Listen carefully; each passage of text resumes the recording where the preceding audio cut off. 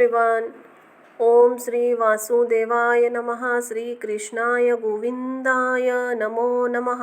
पुरुषोत्तम मास अधिक मास कथा हिंदी में अर्थ सहित अध्याय 12वां। श्री कृष्णाय गोविंदाय नमो नमः। नारद जी बोले, जब भगवान शंकर जी चले गए तब हे प्रभु उस बाला ने शोक कर क्या किया सो मुझ वनित को धर्म सिद्ध के लिए कहिए। श्री नारायण बोले, इसी प्रकार राजा युधिष्ठिर ने भगवान कृष्ण से पूछा था, सो भगवान ने राजा के प्रति जो कहा सो हम तुमसे कहते हैं सुनो। श्री कृष्ण बोले, हे राजन, इस प्रकार जब शिवजी चले गए तब वह बाला प्रभावित हो गई और लंबे श्वास लेती हुई बड़ी डरी और वह क्रोशोदरी अश्रुपात पूर्वक रोने लगी।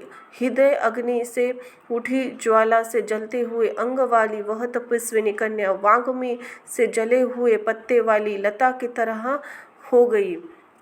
दुख और ईर्ष्या को प्राप्त उस कन्या का बहुत समय व्यतीत हो गया। जिस प्रकार चूहे के बिल में घुसकर आक्रमण करके सर्प उसे वश में कर लेता है, उसी प्रकार उपयुक्त शोचनीय अवस्था को प्राप्त उस तपस्विनी बाला पर उस प्रकार प्रभु काल ने आक्रमण कर उसे वश में कर लिया। वर्षा ऋतु में मेघ से घिरे हुए आकाश में बिजली चमक कर जैसे नष्ट हो जाती है, उसी प्रकार तपस्या से जली हुई पाप वाली वह कन्या अपने आश्रम में मर गई।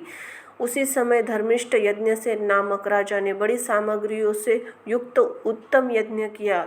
उस यज्ञ कुंड से सुवर्ण के समान कांति वाली एक लड़की उत्पन्न हुई। वही कुमारी द्रुपदराज की कन्या के नाम से संसार में विख्यात हुई। पहले जो मेधावी ऋषि की कन्या थी वही सब लोक में द्रौपदी नाम से प्रसिद्धि हुई।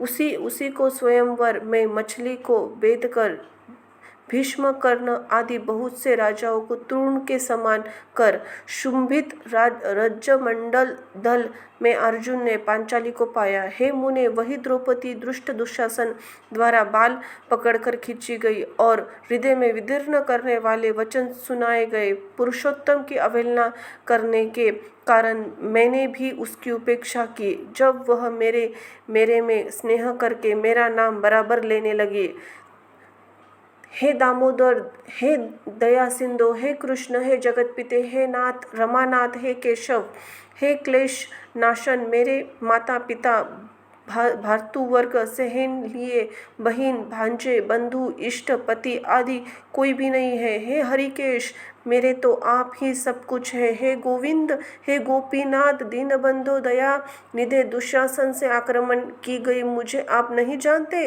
यद्यपि पहली पुकार मैंने उसकी ओर ध्यान नहीं दिया था, पर जब दुशासन ने पराभूत होकर उसने मेरा पुनः स्मरण किया तब गरुड़ पर चढ़ शीघ्र वहां पहुंचकर मैंने, हे राजन, उसे बहुत से वस्त्रों से परिपूर्ण कर दिया। सदा मेरे स्नेह करने वाली मैं ही हूँ प्राण जिसके, ऐसी सदा मेरे भजन पारायण मेरी अत्यंत प्रिया सखी मुझको प्राणों के समान होने वाली भी पुरुषोत्तम की अवहेलना करने कारण उसकी उपेक्षा करनी पड़ी। पुरुषोत्तम का तिरस्कार करने वाले का मैं पतन कर देता हूँ। यह पुरुषोत्तम मुनियों और देवताओं से भी सेव्य है। फिर समस्त कामनाओं को देने वाला यह पुरुषोत्तम मनुष्य द्वारा तो सेवनीय है ही। अंतः आगामी पुरुषोत्तम की आराधना करो। 14 वर्ष के संपूर्ण होने पर तुम्हारा कल्याण होगा। हे पांडुनंदन, जिन पुरुषों ने द्रौपदी के बालों को खींचते हुए देखा है, हे महाराज, उनकी स्त्रियां की अलकों को मैं क्रोध से काटूंगा। दुर्योधन आदि राजाओं को यमराज के भवन को पहुंचाऊंगा। बाद तुम समस्त शत्रुओं का नाश कर राजा होंगे। न मेरे को लक्ष्मी प्रिय, न मेरे को बलभद्र जी प्रिय, और न वैसे मेरे को देवी देव की न प्रद्युम्न न सत्य की प्रिय है। जैसे मेरे को भक्त प्रिय है वैसा कोई प्रिय नहीं है। जिसने मेरे भक्तों को पीड़ित किया है उससे मैं सदा ही पीड़ित रहता हूँ। हे पांडव, उसने समान मेरा अन्य शत्रु नहीं है। उसके अपराध का फल देने वाला यमराज है, क्योंकि वह दुष्ट दंड देने के लिए भी मेरे लिए देखने के योग्य भी नहीं है। श्री नारायण बोले, श्री कृष्ण ने उन पांडुपुत्र युधिष्ठिर दिको को और द्रौपदी को समझाकर द्वारका जाने की इच्छा से कहा, हे राजन, वियोग से व्याकुल द्वारकापुरी को आ जाऊंगा, जहाँ महाभाग वसुदेव जी, हमारे बड़े भाई बलदेव जी, हमारी माता जान देवकी तथा गद, साम और आदि आहुक और यादव, रुक्मिणी और आदि जो स्त्रियां हैं, दर्शन की उत्कंठा वाले, वे सब हमारे आगमन की कामना टकाटक लगाकर हमारे चिंतन करते होंगे। श्री नारायण बोले, इस प्रकार कहते हुए देवेश श्री कृष्ण का के गमन पांडुपुत्र किस प्रकार गदगद कंठ से बोले, जिस प्रकार जल में रहने वालों का जीवन जल है, उसी तरह हम लोगों का जीवन तो आप ही है। हे जनार्दन, थोड़े ही दिनों के बाद फिर दर्शन हो, पांडव के नाथ हरि है और तीनों लोकों में दूसरा कोई नहीं है। इस प्रकार सामने ही सब लोग कहते हैं, अंत हम लोगों की हमेशा रक्षा करें। जगदीश्वर, हम लोग आप ही के हैं, भूलेगा नहीं। हम लोग चित्त रूपी भ्रमरों का जीवन आपका चरण कमल ही है, आप ही हमारे आधार है, इसलिए बारंबार हम आपसे प्रार्थना करते हैं। इन पांडुपुत्रों का निरंतर इस तरह कहते रहने पर श्री कृष्ण प्रेमानंद में मग्न होकर धीरे धीरे रथ पर सवार होकर पीछे चलने वाले पांडुपुत्रों को लौटाकर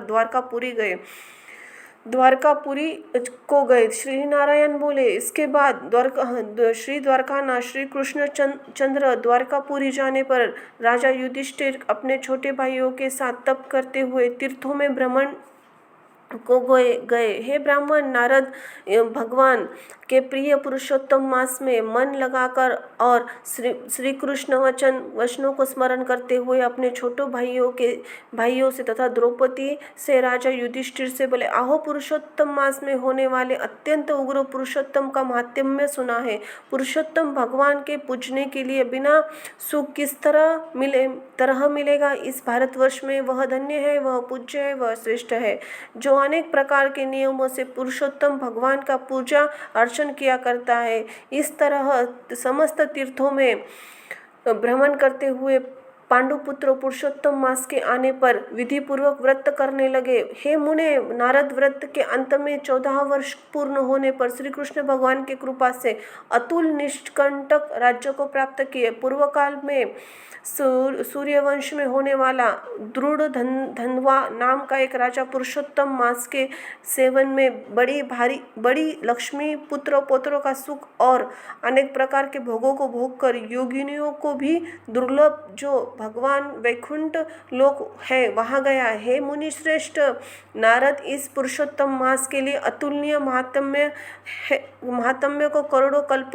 कल्प समय मिलने पर भी मैं कहने में समर्थ नहीं हूँ। सुत जी बोले, हे विप्र, पुरुषोत्तम मास का महात्म्य कृष्ण द्वैपायन व्यास जी से मैंने सुना है, तथापि कहने में मैं समर्थ नहीं हूँ। इस पुरुषोत्तम मास अखिल महात्म्य को स्वयं नारायण जानते हैं, साक्षात वैकुंठवासी हरि भगवान जानते हैं, परंतु ब्रह्मादि देवताओं से नमस्कार किए जाने वाले हे चरण पीठ, जिनके गोकुलनाथ श्री कृष्ण चंद्र भी अपनाए हुए पुरुषोत्तम मास का संपूर्ण महात्म्य नहीं जानते, तो मनुष्य कहाँ से जान सकते हैं। इति ब्रह्म नारदीय पुराण पुरुषोत्तम मास अध्याय समाप्त। धन्यवाद।